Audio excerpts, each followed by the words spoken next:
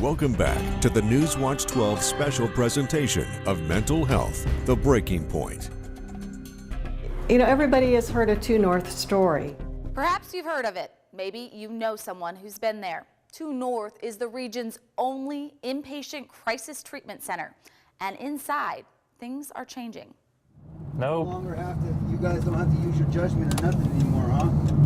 Well, I am using my judgment. That's why you're going to the hospital, John. For Officer Stephen Metter, tonight's suicidal subject call along the railroad tracks in Medford plays out like many others.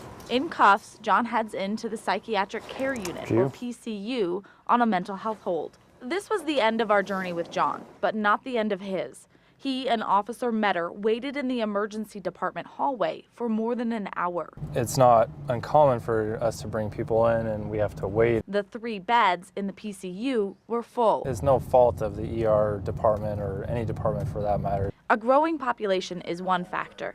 And then there's the Affordable Care Act, which means more people have access to care. For this level of psychiatric services has increased tremendously in our valley. There are also just not enough beds. There is only one acute crisis stabilization facility in all of Southern Oregon.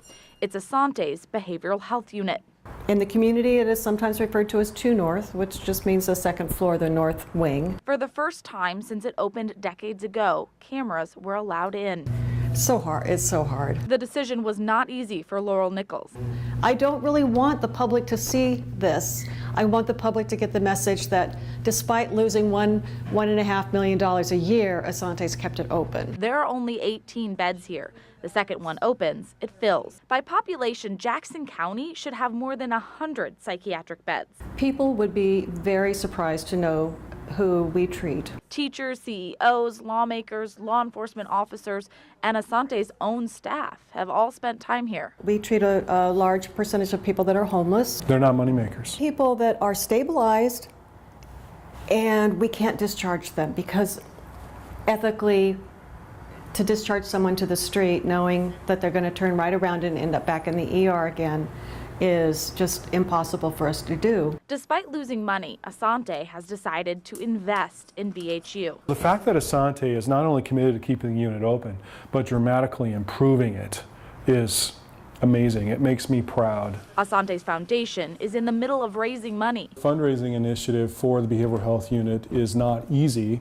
because of the stigma. $2.5 million will be raised by the foundation, and Asante has committed to $5.8 million. Combined, it will allow for a new model of care. We've had our first 2 trainings already. We're able to fundamentally shift how our staff interact with each other and how they interact with our patients. It changes our perspective from what is wrong with you to I wonder what's happened to you to bring you to this place. The sanctuary model also increases the beds from 18 to 24 and changes what the BHU itself looks like. So right now it very much looks like a hospital. The behavioral health unit, it's institutional.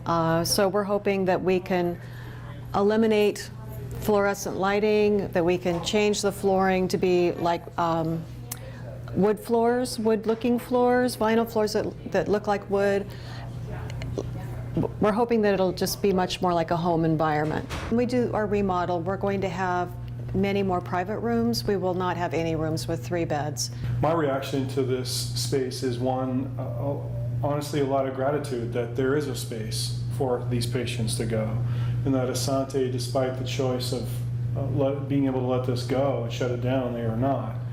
And I also get excited because I'm just thinking forward at what this space is going to look like in the future, because it's going to be completely different. Inside the unit, one space has already transformed. It's called the comfort room.